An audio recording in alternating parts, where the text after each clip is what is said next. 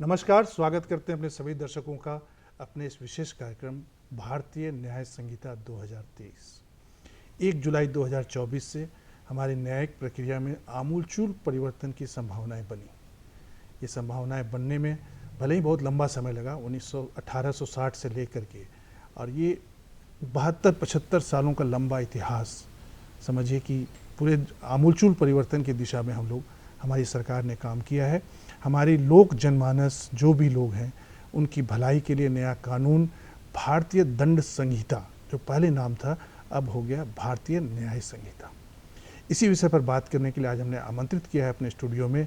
हमारे साथ हैं वरीय अधिवक्ता झारखंड उच्च न्यायालय के श्री विनोद सिंह जी। हमारे साथ हैं श्री अवनीश रंजन मिश्रा जी, ये भी वरीय अधिवक्ता हैं झारखंड उच्च न्यायालय के। ये बताएंगे आपको, हमारे दर्शकों को, कि इस नए कानून से क्या क्या फ़ायदे होने जा रहे हैं हमारे आम जनमानस को। सबसे पहले शुरू करते हैं विनोद जी से। विनोद जी, एकदम स्पष्ट शब्दों में हमारे दर्शकों को ये बताइए, इस नए कानून से क्या क्या फ़ायदे अमूमन रूप से सामने आएंगे।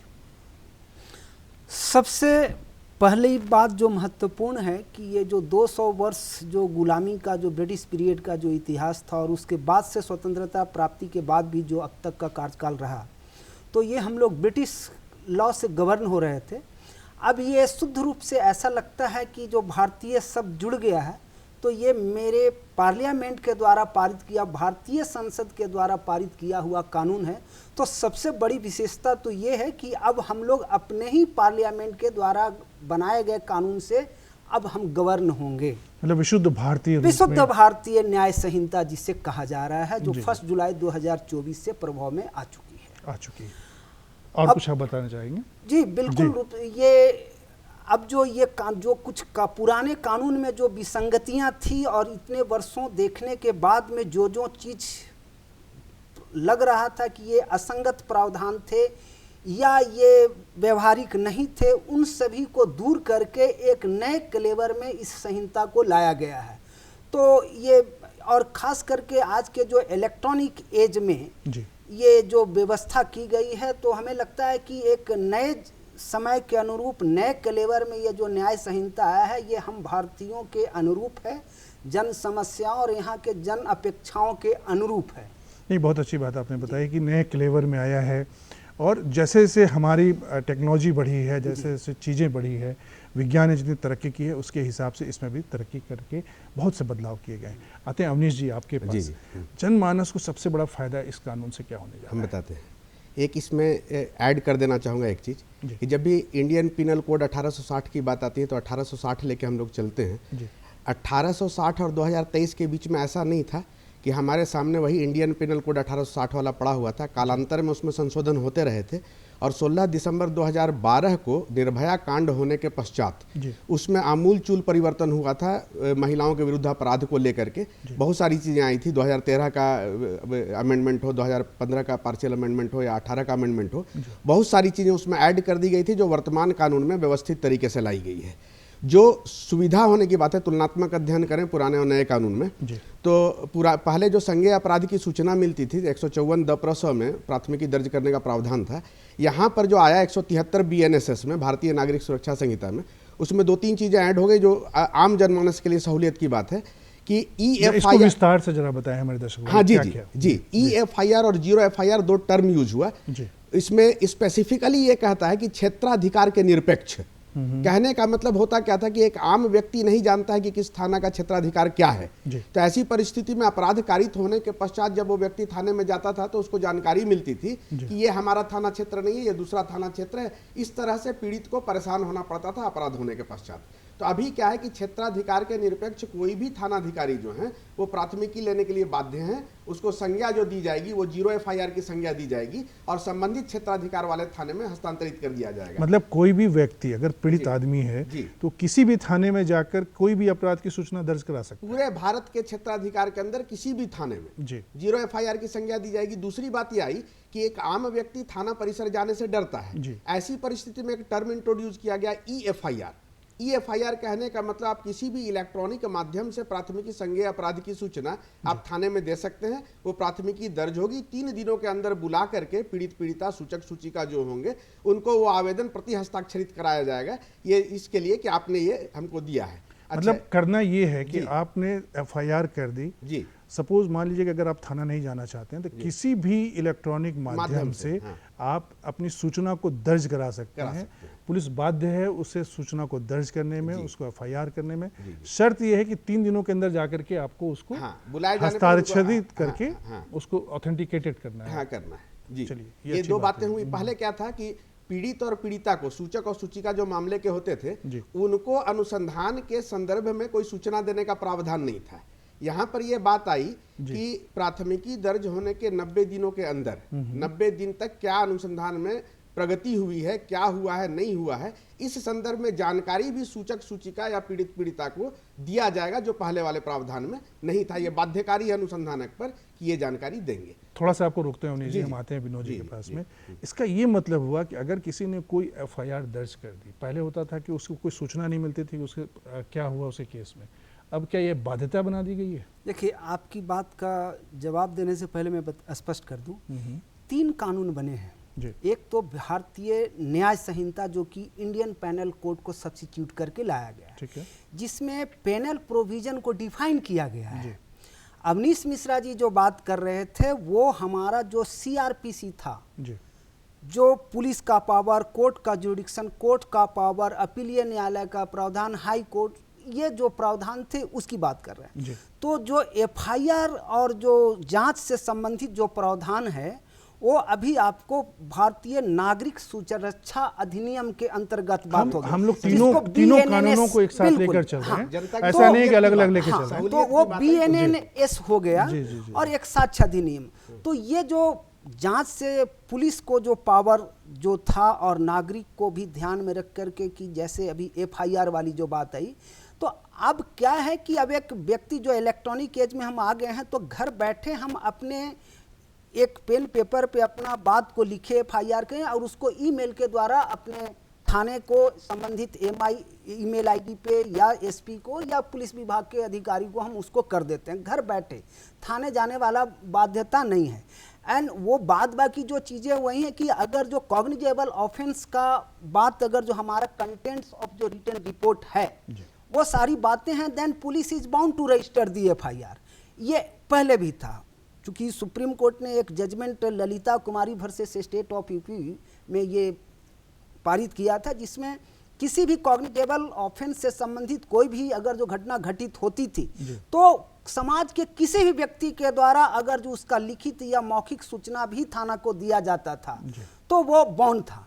अब क्या है कि अब वो जजमेंट को ही जो मेन जो थीम था उसको अब प्रावधान में भी ले आया कि now the police officer is bound to registered within 24 our.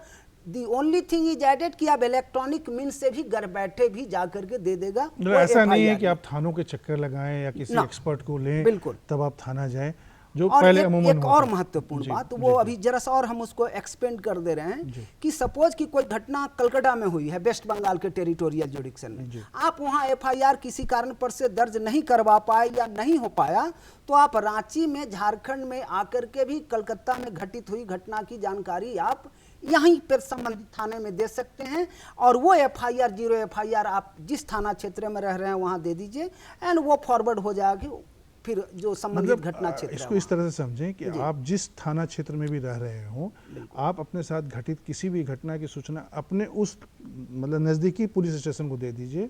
घटना जहाँ हुई वो थाने वाले की जिम्मेवारी कि उसको वहाँ भेजें। बिल्कुल, ऐसा है। बिल्कुल। मतलब ये दूसरे राज्य से भी संबंधित है? दूसरे राज्य से भी, भारत के किसी भी राज्य में किसी भी व्यक्ति के साथ कोई घटना घटित होती है तो वो कहीं से भी संबंधित जगह जहां घटना कारित हुआ वहां तो कर ही सकते हैं, वहां न करके अपने गृह क्षेत्र में, अपने घर पे आकर के अपने गृह क्षेत्र के थाने में भी संबंधित सूचना का रिपोर्ट आप दर्ज करवा सकते हैं एंड आपका केस रजिस्टर्ड होगा, कॉग्निजेबल ऑफेंस होगा, पुलिस उसको इमीडिएट इन्वेस्टिगेट करेगी।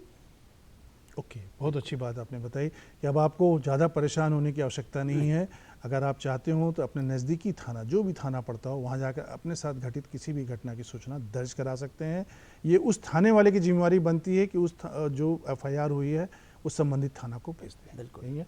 अवनीश जी आते हैं आपके पास जी। में, ये बताइए पहले जो एक होता था तारीख पे तारीख, तारीख पे तारीख, एक आम आदमी के मन में शंका होती थी कि केस करने से क्या होगा, तारीख पे तारीख ही होगी। क्या ऐसे प्रावधान कुछ किए गए हैं इस नए कानून में? जी, इसमें है क्या कि होता क्या है कि देखिए एक आपराधिक मुकदमे को, अभी फिर न्याय संहिता और सुरक्षा संहिता वाली बात आई थी, उसको हम ये कर देते हैं, दंड देने वाली प्रक्रिया भारतीय न्याय संहिता में प्रक्रियागत कानून जो सुविधाएं मुहैया कराई गई हैं वो प्रक्रियागत कानून में है, भारतीय नागरिक सुरक्षा संहिता में, जिसकी चर्चा अभी एफआईआर से लेकर सारी चीजों पे हो रही थी। एफआईआर जो 0 एफआईआर का आप जिक्र कर रहे थे, जो शब्द जो टर्मिनोलॉजी इस्तेमाल किया गया है वो इररेस्पेक्टिव टू जुरिस्डिक्शन, कहने का मतलब क्षेत्राधिकार के निरपेक्ष, और ये अंडरस्टूड अभी मैंने कहा कि भारत के भौगोलिक क्षेत्राधिकार के अंदर, न्यायिक क्षेत्राधिकार के अंदर कहीं भी कर सकते हैं।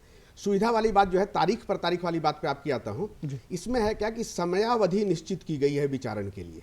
पहले भी व्यवस्थाएं थी, महिलाओं के विरुद्ध अपराध को लेकर के विचारण इतने दिन के अंदर समाप्त करना, ये करना, वो सारी चीजें थी। अभी जो बाध्यकारी प्रावधान लाए गए हैं वो ये है कि अभियुक्त की उपस्थिति के पहली तारीख से 60 दिनों के अंदर आरोप गठन करना बाध्यकारी है संबंधित विचारणीय न्यायालय पे, ट्रायल कोर्ट पे, कि 60 दिनों के अंदर आरोप गठन करेंगे, और उसके 45 दिनों के अंदर यदि अभियुक्त उपस्थित नहीं होता है तो प्रोसिक्यूशन इनिशिएट होगा, विचारण उनके विरुद्ध चलेगा, उनके अब्सेंसिया माने इन अब्सेंसिया ऑफ एक्यूज, उनकी अनुपस्थिति में, और उसके बाद वो यदि दोषी करार दिए जाते हैं तो उनकी अनुपस्थिति में विचारण का समापन करके निष्कर्ष पे न्यायाधीश पारित होगा। यहाँ एक बात आई अवनीश जी, इसको सब स्पष्ट करेंगे।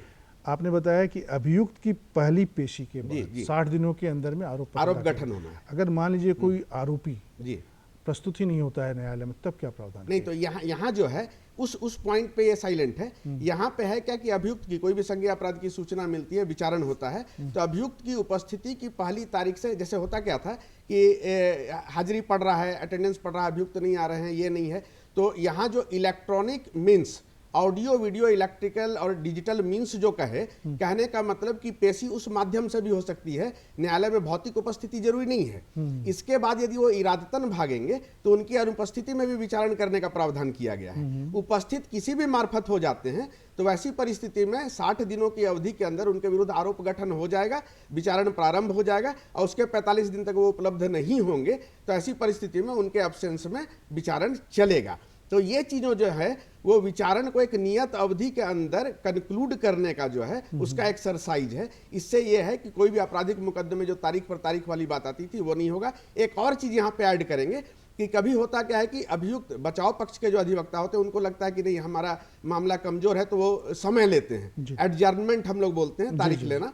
तो ये जो है ऐसे मामलों में 2 कंसेक्यूटिव, 2 लगातार के अलावा तीसरा एडजर्नमेंट जो है संबंधित न्यायालय के द्वारा नहीं दिया जाएगा, ये भी व्यवस्था दी गई है। तो ये सारी कवायद जो है विचारण को एक नियत अवधि के अंदर पूर्ण करने की कवायद है, और निस्संदेह इससे लाभ मिलेगा। और मतलब इसको ये इस तरह से देखा जाए कि पहले होता था कि घर कहता था चढ़कर देख, अदालत कहती थी कि चढ़कर देख, घर कहता था छू कर देख, मैं माफी चाहूंगा। तो ये होता था कि आप अदालत के चक्कर काटते काटते थक जाया करते थे। कब फैसला आएगा, कब मुकदमे की कार्रवाई शुरू होगी, इसके बारे में लोगों को बहुत बड़ा संशय बना रहता था। अब मुझे लगता है कि इसको किसी हद तक बांध दिया गया है। आम आदमी को बहुत ज्यादा परेशान होने की आवश्यकता अब नहीं पड़ेगी। विनोद जी, आप इस विषय पर कुछ कहना चाहेंगे? निश्चित रूप से भारतीय संसद ने ये प्रावधान किया है कि काल सीमा, एक समय सीमा के अंतर किसी भी मुकदमे का स्टेज बाय स्टेज इसमें निर्धारण कर दिया गया है कि अगर जो कोई एफआईआर रजिस्टर्ड होता है या कोई सूचना मिलता है तो ये पुलिस का ड्यूटी है, from the date of registration, time of registration of the FIR, police को ये ड्यूटी है कि फोर्थविथ वो प्लेस ऑफ अकरेंस पे जाएगा। और ये सबसे बड़ा चीज कि वो अब वो केस डायरी में कुछ भी लिख देगा ऐसा नहीं चलेगा। अब क्या है कि उनको हर घटना का, अगर जो चोरी की घटना से संबंधित कोई सूचना मिली है तो वो वीडियोग्राफी करना होगा उसको, सिंपली सीटर कागज पे नहीं। अब उसका वीडियोग्राफी किस चीज की? वीडियोग्राफी घटना स्थल पे, और घटना स्थल पर जो उपलब्ध साक्ष्य होंगे वो इलेक्ट्रॉनिक मीन्स में उनको कैप्चर किया जाएगा। अच्छा। सो ये during the course of investigation for submission of chargesheet and during the course of trial एक इलेक्ट्रॉनिक, एक लाइव एविडेंस एक तरह से प्रस्तुत किया जाएगा। तो फोर्थविथ टर्म यूज किया गया है। और जो पहले जो जैसे कोई एक्यूज अरेस्ट हुआ किसी कॉग्निजेबल ऑफेंस से संबंधित, तो उनकी गिरफ्तारी होती थी तो फर्स्ट 15 डेज में ही सिर्फ मैक्सिमम जो पुलिस रिमांड हो सकती थी वो 15 डेज की हो सकती थी। अब इसको कर दिया गया कि वैसे अपराध जिसमें 60 दिनों का समय सीमा निर्धारित है, कुछ में जो ज़्यादा जो रिगरस इम्प्रिजनमेंट वाला जिसमें आजीवन कारावास और डेथ पेनल्टी का, जो वैसे में 90 दिनों का अपराध, तो उस पीरियड में कभी भी वो पुलिस रिमांड ली जा सकती है। पहले वो मैक्सिमम 15 है, अब ये 60 दिन और 90 दिन तक का ये पुलिस रिमांड है, मतलब to collect the evidence, effective evidence जहाँ पे नहीं आ पा रहा है। तो वैसे में उसके बाद में चार्जशीट सबमिट हो जाएगा तो चार्ज फ्रेम आपको विद इन 2 मंथ कर देना है, फिर विटनेसेस स्टार्ट हो गए तो फिर उसका भी एक समय सीमा निर्धारित है, फिर आर्गुमेंट कंक्लूड हो जाने के बाद में जजमेंट भी एक समय सीमा के अंतर्गत आपको कर देना है। पहले ये बाइंडिंग नहीं था, जजेज भी रिलैक्स रहते थे, देख लिए, और फिर बहस सुनने के बाद भी मामला चला, फिर उनका ट्रांसफर हो गया, मामला खत्म हो जाए, फिर नए जज आते थे, फिर नए सिरे से मुकदमे की सुनवाई होती थी। तो अब क्या है कि as soon as argument is concluded the जज are duty bound to deliver their judgment within prescribed period. So अब उनका discretion, now the duty, the word shall is used in the. अच्छा, तो बहुत अच्छी बात आपने बताई। अवनीश जी, ये जो होता था जस्टिस डिलेड जस्टिस डिनाइड, यही एक कहावत हुआ करती है।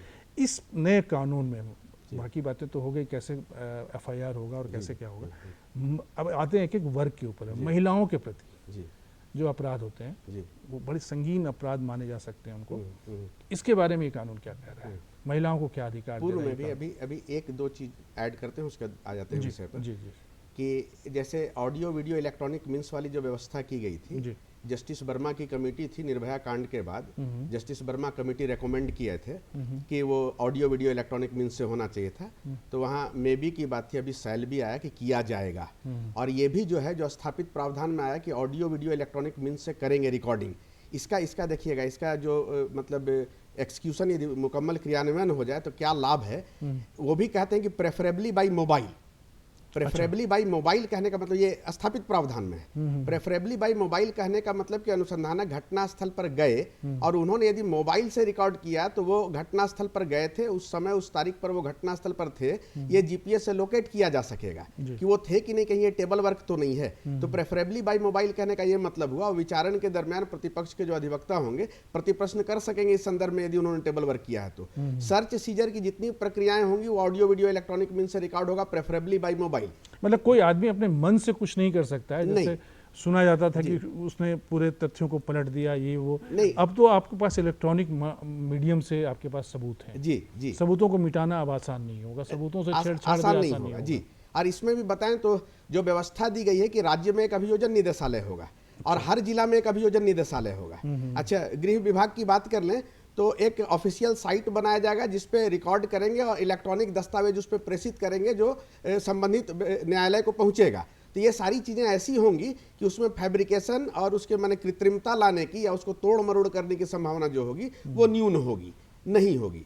अच्छा, महिलाओं के विरुद्ध जो अपराध की बात है तो उसमें निर्भया कांड के बाद संशोधन हुए थे। 2013 के संशोधन में बहुत सारी बात आई थी, 376 के बाद ABCD जोड़ा गया था। अभी भारतीय न्याय संहिता की बात आप करें तो 63 में बलात्संग की परिभाषा है और 64 के बाद दंड पूरा है, 12 वर्ष से कम उम्र की पीड़िता है तो उस संदर्भ में मृत्यु का भी प्रावधान किया गया है, अर्थदंड है। अच्छा, गैंगरेप में भी मृत्यु तक का प्रावधान एक्सटेंड किया गया है।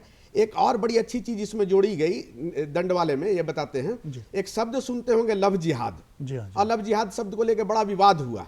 यहाँ पर सेक्शन 69 में उसके लिए दंड की व्यवस्था की गई कि कोई किसी महिला से शारीरिक संबंध स्थापित करता है बाय डिसीटफुल मीन्स, प्रवंचनापूर्ण कृत्य से, मतलब धोखा देकर। हाँ, डिसीटफुल मीन्स, और डिसीटफुल मीन्स में ये इंक्लूड किया कि डिसीटफुल मीन्स कहने का मतलब ये भी होगा कि कोई व्यक्ति अपनी पहचान छुपाकर।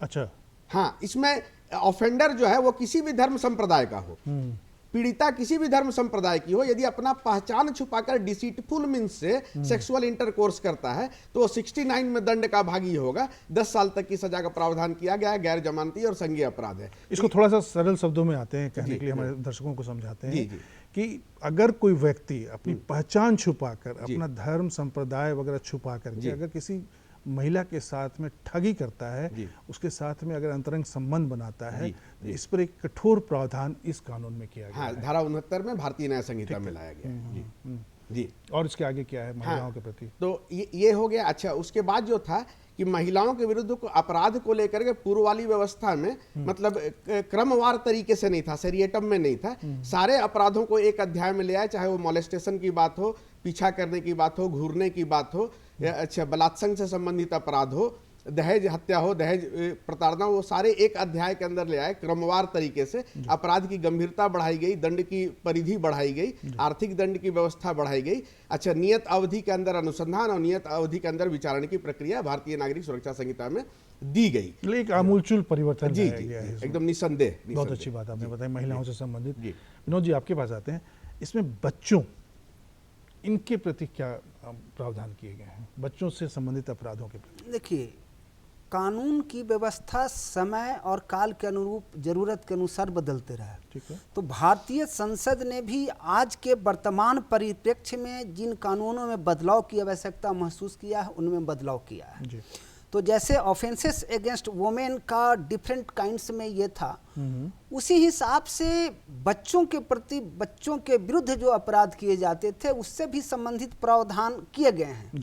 वो आपका पहले भी चाइल्ड अब्यूज से रिलेटेड जो ऑफेंसेस थे, वो भारतीय दंड संहिता में पहले भी थे, इंडियन पैनल कोड में, और उसी को विस्तृत रूप से फिर से कैसे इफेक्टिव रूप से उन अपराधों को रोका जाए। देखिए, कानून बनाने का मतलब सिर्फ अपराधी कर्मी को सजा देने का नहीं होता है। नहीं, पहले दंड था, अब न्याय हो गया। अब नहीं, उससे पहले हम जा रहे हैं कि एक प्रिवेंटिव मेजर है। कानून का भय समाज के वैसे असामाजिक तत्वों के बीच हो कि अपराध हो ही ना। अपराध रोकना सबसे बड़ी चीज है। ये तो लास्ट स्टेज आ जाता है कि जब किसी व्यक्ति ने अपराध कारित कर ही दिया, तब तो उसको पनिश करना है एक डिटरेंस पॉलिसी के तहत, कि एक व्यवस्था के तहत समाज के वैसे व्यक्तियों को जो असामाजिक कार्यों में उपलब्ध हैं, जो कानून विरुद्ध कार्य कर रहे हैं, तो उनको दंडित किया जाए। समाज को भी, लोगों को एक उदाहरण स्वरूप रखा जाए। तो पहला तो उद्देश्य है कि पहले घटना हो ही नहीं, कोई ऐसा अपराध हो ही नहीं। तो प्रिवेंटिव मेजर के तौर पे ये लॉ का मेजर्स लिया जाता है। तो बच्चे का भी जो प्रावधान है, स्पेसिफिक प्रावधान बताना तो संभव अभी नहीं है, लेकिन प्रावधान इससे है, मोटा मोटी जो ऑफेंसेस पहले भी थे, अब उसको एक जगह पे कंसंट्रेट किया गया है, एक चैप्टर में लाया गया है, बड़ा सुव्यवस्थित ढंग से लाया गया है। निश्चित रूप से समाज में और समाज में हो रहे अपराधों के प्रति अपराधियों में एक भय का संदेश जाएगा, और नागरिकों में एक सुरक्षा का वातावरण बनेगा कि हमें एक समय काल के अंतर्गत निश्चित रूप से न्याय मिलेगा। मतलब दंड संहिता की जगह न्याय संहिता किया गया है। 1860 में दंड संहिता थी, अब हमारे साथ 23 में न्याय संहिता। दंड और न्याय में यही अंतर आया। अब न्याय होने की बात हो रही है, दंड देने की बात हो रही है। अवनीश जी, आपके पास आते हैं संगठित अपराध। ये भी एक बड़ा समस्या है, बहुत बड़ी समस्या है। इसके बारे में इसमें कोई प्रावधान है? हाँ हाँ, ये क्या है ना कि पुराने वाले इंडियन पिनल कोड और वर्तमान जो भारतीय न्याय संहिता है, इसमें 20 नए अपराध जोड़े गए, जिसमें संगठित अपराध की परिभाषा और संबंधित दंड का प्रावधान भारतीय न्याय संहिता की धारा 111 में किया गया। ऑर्गेनाइज्ड क्राइम हमारे जेहन में था, हम समझ रहे थे, उससे संबंधित मामले का अनुसंधान रांची के नियर बाई जिलों में कई ऐसे गिरोह हैं जो संगठित अपराध कारित कर रहे हैं, और ये हो रहा है। संगठित अपराध का एक परिभाषा हमारे जेहन में था, लेकिन स्थापित प्रावधान में नहीं था। ये भारतीय न्याय संहिता की धारा 111 में लेकर के आए और आनुपातिक दंड का प्रावधान किया गया। अभी हम इस पर आते हैं, बड़ा इंटरेस्टिंग बात है। अच्छा, ऑर्गेनाइज्ड क्राइम के बाद 112 में पेटी ऑर्गेनाइज्ड क्राइम डिफाइन किए। अच्छा। अब क्या है कि ऑर्गेनाइज्ड क्राइम को लेकर के उसकी जो परिभाषा है उसमें कि ऑर्गेनाइज्ड क्राइम करने वाले संगठित गिरोह का सदस्य होना, सिंडिकेट का मेंबर होना भी अपराध हुआ। यदि किसी भी मार्फत उसको फेलिसिटेट करते हैं तो वो भी अपराध हुआ। संज्ञेय गैर जमानती अपराध की श्रेणी में डाला गया। 20 साल तक की सजा की व्यवस्था की गई, और न्यूनतम जो अर्थदंड किया गया ऑर्गेनाइज्ड क्राइम में वो 10 लाख रुपए है। मैक्सिमम की कोई परिसीमा निर्धारित नहीं है, वो न्यायालय के स्वविवेक पर डिपेंड करता है कि अधिकतम क्या सजा विचारण न्यायालय पारित कर सकता है। मतलब अगर कोई व्यक्ति किसी भी संगठित अपराध के सरगना से मिलता है या उसमें शामिल होता है, तो वो भी एक अपराधी माना जाए। हाँ, उसमें हम अब घटक में बताते हैं। अब संगठित अपराध के इलाबोरेशन में, विश्लेषण में देखिएगा तो कोई व्यक्ति यदि संगठित गिरोह का, सिंडिकेट का सदस्य है तो उसके लिए सजा का प्रावधान है। अच्छा, सिंडिकेट यदि संगठित गिरोह कोई ऐसा अपराध कारित करता है जिसके फलस्वरूप किसी की मृत्यु हो जाती है, तो ऐसे में मृत्यु दंड का भी प्रावधान किया गया है और हर परिप्रेक्ष्य में अर्थदंड की जो सीमा है वो न्यूनतम 10 लाख रखी गई है। अच्छा, शहर में रह करके यदि किसी संगठित अपराधी गिरोह को हम फेलिसिटेट भी करते हैं, सहयोग भी करते हैं और इसका भी साक्ष्य यदि मिलता है पुलिस को, तो फेलिसिटेशन के लिए हमको, संगठित अपराधियों को सहयोग करने के लिए हमको 111 में प्रोसिक्यूट कर सकती है। और यही, हाँ, छोटे अपराधों के लिए पेटी ऑर्गेनाइज्ड क्राइम करके आया, धारा 112 में, उसके लिए भी दंड का प्रावधान किया गया, वो भी गैर जमानती, संज्ञेय और ये है क्या कहते हैं, असमनीय। जो बात अभी विनोद जी ने कही थी कि अपराध नहीं, अपराधी को डराना है। जी विनोद जी, हमारे दर्शकों को संक्षिप्त रूप में कुछ बताना चाहेंगे इस संबंध में? संक्षिप्त रूप में, समय की कमी है थोड़ी सी।